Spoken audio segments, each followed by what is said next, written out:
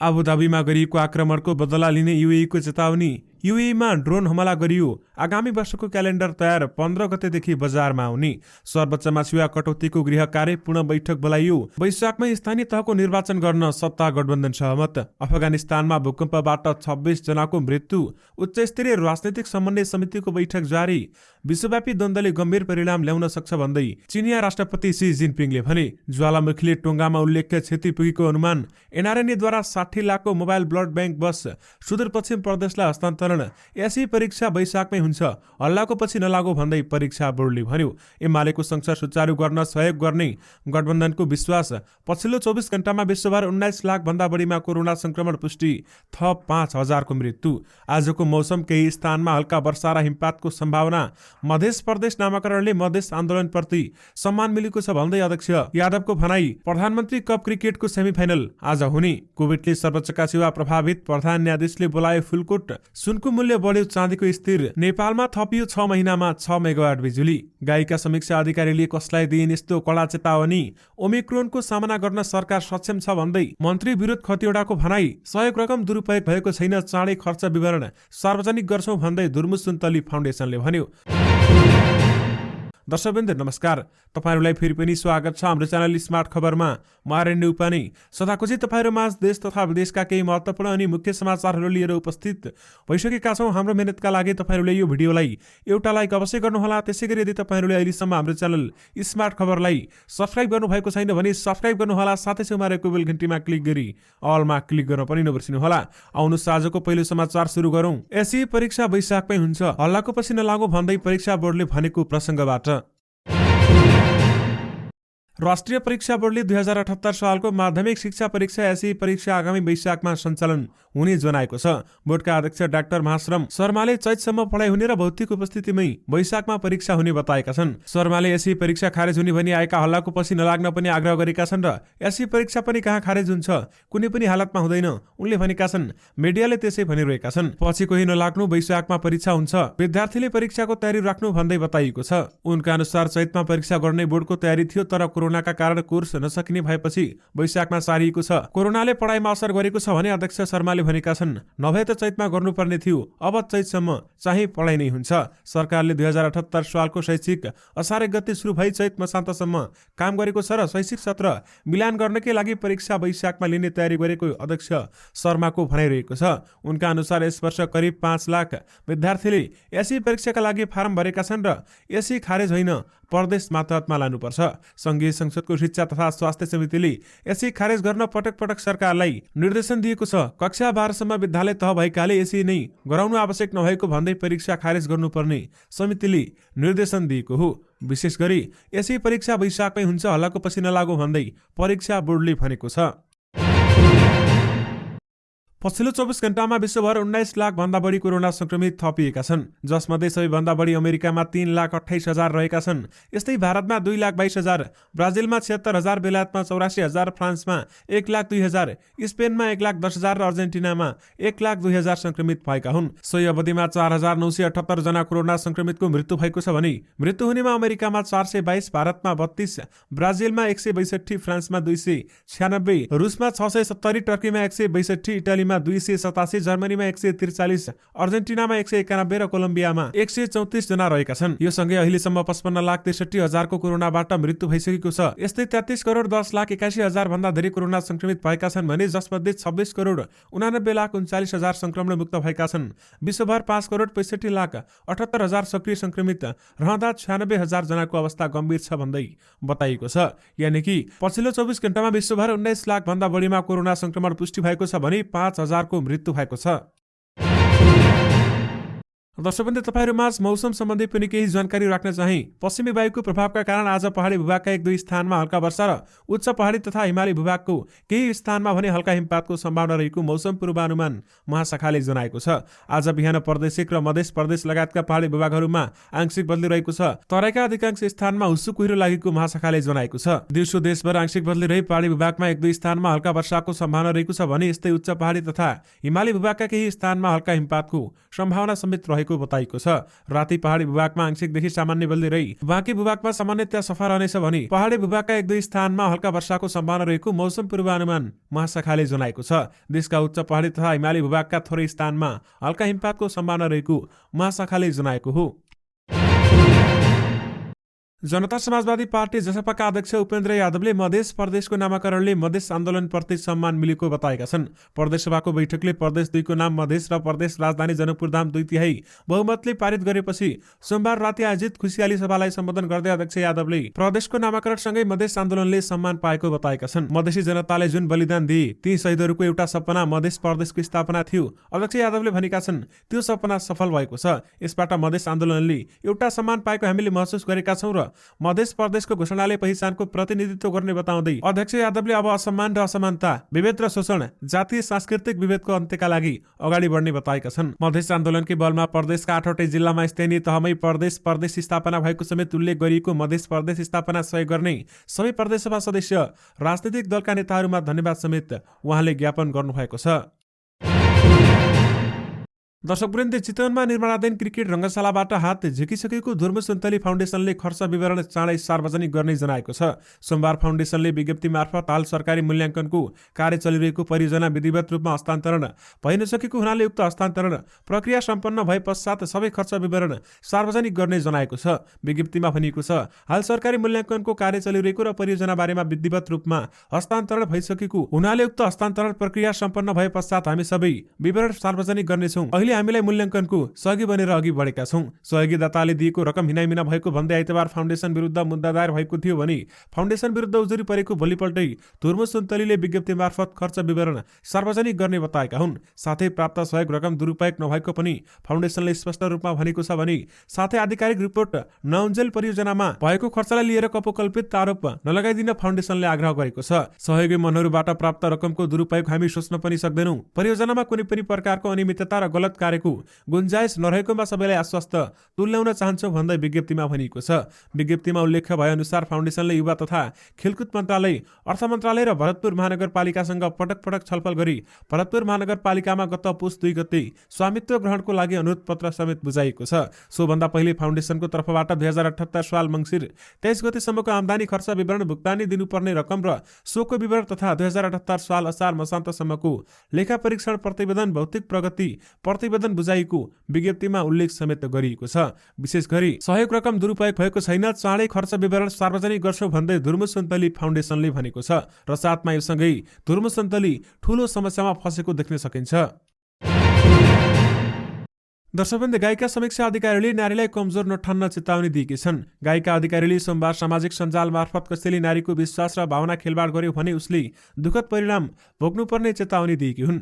नारी भनेका दुर्गा देवीका रूपमा माता ममता पनि दिने पनि सक्ने र अन्यायमा महाकाली बनेर पीडको सर्वनाश पनि गर्न सक्ने आक्रोश उनले व्यक्त गरेकी छन्। यदि कसैले नारीलाई कमजोर सोचेर उनको विश्वास र भावनामाथि खेल्यो भने उसले नारीको शक्तिको सामना गर्न सक्दैन।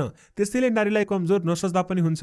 उनले लेखेकी छन्, नारी दुर्गाको रूपमा माया ममता दिन सक्छन् भने परेको खण्डमा महाकाली जस्तो रूप लिएर सर्वनाश पनि गर्न सक्छन्। केही अगाडिसम्म अभिनेता पल शाहसँग जोडिएर उनका बारेमा पनि विभिन्न खबर सार्वजनिक भए पनि हाल यो क्रम रोकिसकेको अवस्थामा गायिका समीक्षाले उक्त चेतावनी कसलाई दिएकी हुन् भन्ने खुलाएकी छैनन्। बरु यसअगाडि उनले पल शाहसँग जोडेर एकहोरो समाचार आउन थालेपछि उनले फेसबुक मार्फत पल र आफू विरुद्ध कुनै पनि अन्तरङ्ग सम्बन्ध नरहेको बताएकी थिइन् र बिना आधार समाचार नलेख्न सञ्चार माध्यमसँग आग्रह गरेकी थिइन्। त्यसै त त्यस्तो समाचार आउन छाडेको छ। तर अहिले उनले फेरि नारीलाई कमजोर नठान्न भनेर कसलाई चेतावनी दिएकी हुन् त अनेक अड्कलबाजी सुरु हुन थालेका छन्। कतिले त यो चेतावनी पलसँग जोडेर समाचार लेख्नेहरूलाई भनिएको हुन सक्छ भन्ने अनुमान गरेका छन् भने कतिले त यो चेतावनी कतै पल शाहलाई नै त होइन भन्ने आशंका पनि गरेका छन्। वास्तविकता भने गायिका समीक्षालाई नै थाहा होला।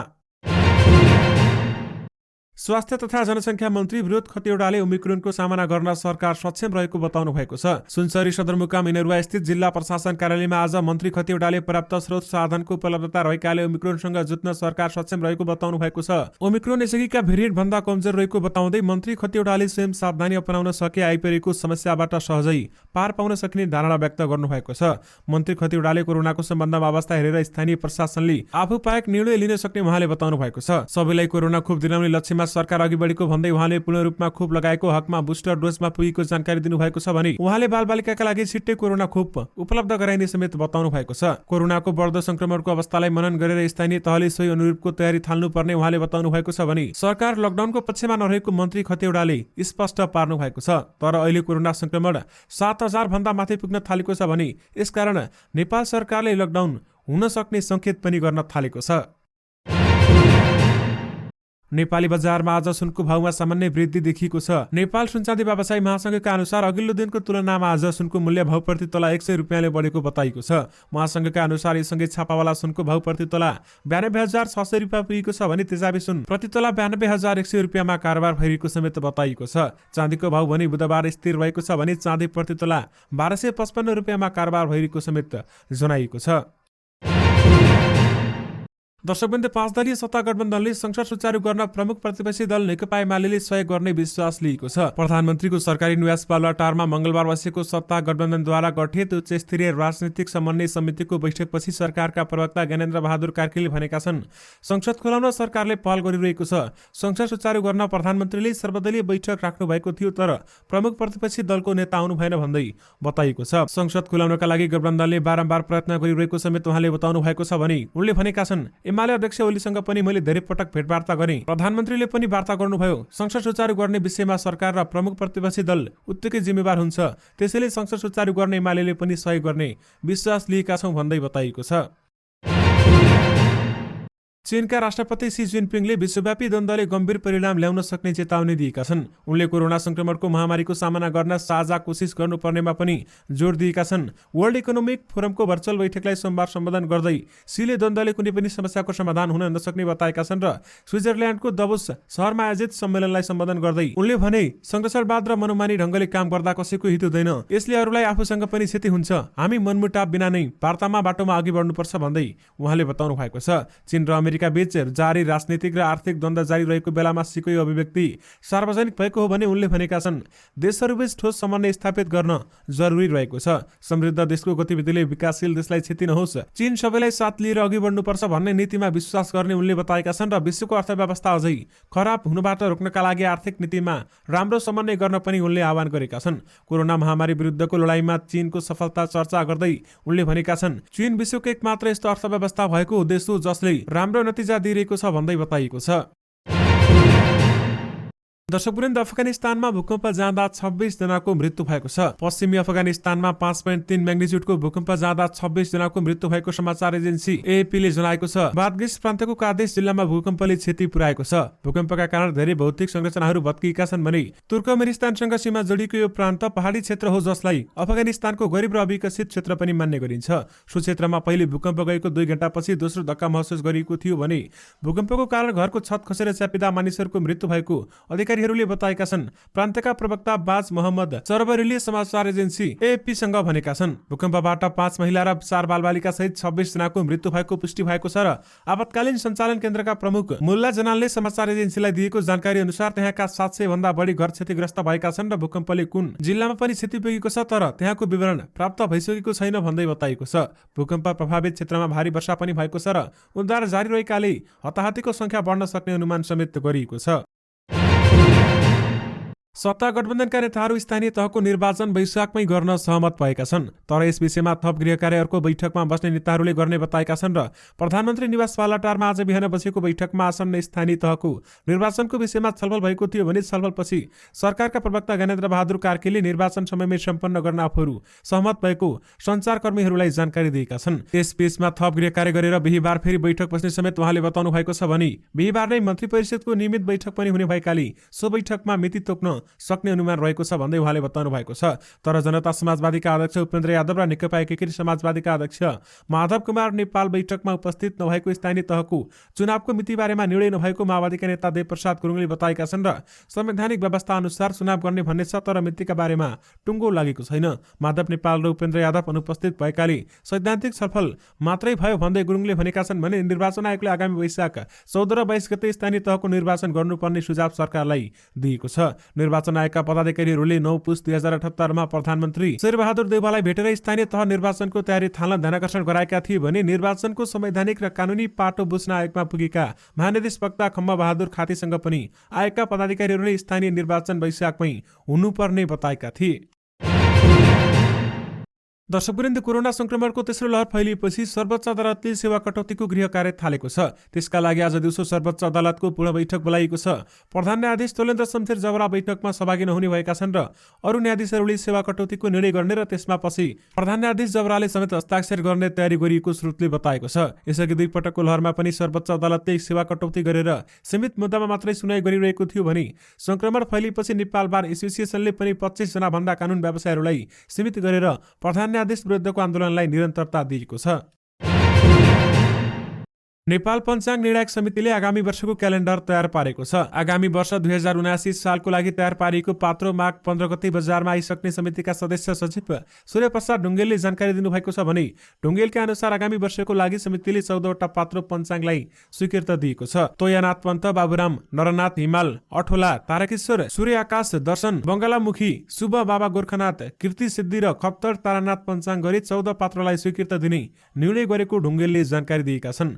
2076 सालसम्म पुस अन्तिम साता नै पात्र प्रकाशन भइसक्थ्यो। गत वर्षदेखि कोरोना महामारीका कारण पञ्चाङ्ग भएर जम्मा भएर रुजु गर्ने काममा समस्या आएकाले प्रकाशन ढिला हुन थालेको समेत बताइएको छ। 2077 पुस 20 गते मन्त्री परिषदले गठन गर्ने आदेश स्वीकृत गरेको थियो भने त्यसअघि मन्त्रालयको पत्रमा आधारमा मात्र समेत गठन भएर पात्रलाई स्वीकृत दिने निर्णय समेत गरिएको छ। विशेष गरी आगामी वर्षको क्यालेन्डर तयार पारिएको छ भने 15 गतेदेखि बजारमा आउने समेत बताइएको छ। दर्शकवृन्द, यमनको सशस्त्र संगठन हुथीले संयुक्त अरब इमिरेट्समा आक्रमण गरेको बताएको छ। इरान समर्पित हुथीले संयुक्त अरब इमिरेट्स यूएईमा आक्रमण गरेको अल अरेबियाले जनाएको छ। राजधानी अबुधाबीको प्रहरीले समेत 2 स्थानमा आगलागी भएको जनाएको छ भने सोमबार बिहान 3 वटा तेल ट्याङ्करमा विस्फोट भएको र निर्माणाधीन नयाँ विमानस्थलमा आगो लागेको प्रहरीको भनाइरहेको छ। अबुधाबी प्रहरीले जारी गरेको विज्ञप्ति अनुसार सम्भावित ड्रोन हमलाका कारण तेल ट्याङ्करमा विस्फोट र विमानस्थलमा आगो लागेको हो। हाल ट्याङ्कर र विमानस्थलमा लागेको आगो नियन्त्रणमा आएको प्रहरीले जनाएको छ भने ड्रोन हमलामा खासै ठूलो क्षति भने नभएको समाचारमा उल्लेख गरिएको छ। अबुधाबीमा 3 जनाको ज्यान जाने गरी हुती विद्रोहले आक्रमण गरेपछि यूएई सरकारले त्यसको बदला लिने चेतावनी दिएको छ। सोमबार अबुधाबीमा भएका 2 आक्रमणमा 2 भारतीय र 1 पाकिस्तानी नागरिकको मृत्यु भएको बताइएको छ भने यूएईका राष्ट्रिय सुरक्षा सल्लाहकार जेक लुलिभानले यो आक्रमणको जवाफ दिने तयारी गरेको बताएको समेत अल जजिराले जनाएको छ। अबुधाबी प्रहरीका अनुसार मुसफा क्षेत्रको एक तेल भण्डारमा केन्द्र नजिक 3 वटा तेल ट्याङ्करमा र अबुधाबी अन्तर्राष्ट्रिय विमानस्थल नजिकको एक निर्माण स्थलमा आक्रमण भएका थिए भन्दै बताइएको छ।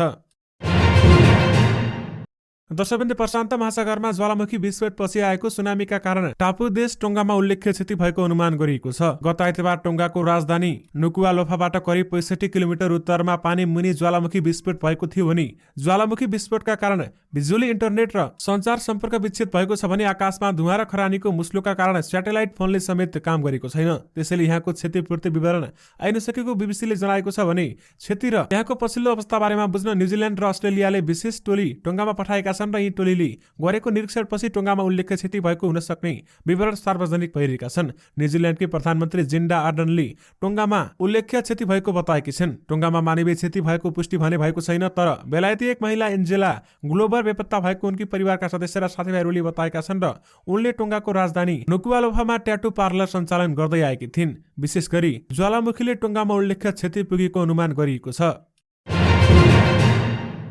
दर्शकवृन्द, प्रधानमन्त्री कप टी20 राष्ट्रिय क्रिकेट प्रतियोगिता अन्तर्गत आज सेमिफाइनलमा खेलहरू हुँदैछन्। त्रिवी क्रिकेट मैदानमा हुने खेलमा नेपाल पुलिस क्लबले बागमती प्रदेश विरुद्ध खेलिरहेको छ। टस जितेर पुलिसले ब्याटिङ गर्ने भएको देखिएको छ। पुलिस समूह A को विजेता बन्दै अन्तिम चरणमा स्थान बनाउन सफल भएको हो भने बागमती भने समूह B को उपविजेता टोली हो। पुलिसले समूह चरणमा 100% नतिजा निकालेको छ। बागमती प्रदेशले भने एपीएफसँग पराजित भएको छ भने आजै हुने दोस्रो सेमिफाइनलमा 2 विभागीय टोली एपीएफ र त्रिभुवन आर्मीले प्रतिस्पर्धा गर्नेछन् र एपीएफ समूह B को विजेता टोली हो भने आर्मी समूह A को उपविजेता टोली रहेको छ। एपीएफले समूहका 4 खेल जितेको थियो भने साबिक विजेता आर्मीले भने 4 मध्ये 2 खेलमा जित तथा 1 खेलमा अङ्क बाँडेको थियो भने आर्मी 1 खेलमा पराजित भएको थियो। सर्वोच्च अदालतका न्यायाधीश र कर्मचारीमा कोरोना संक्रमण देखिएपछि सेवा प्रभावित हुने भएको छ।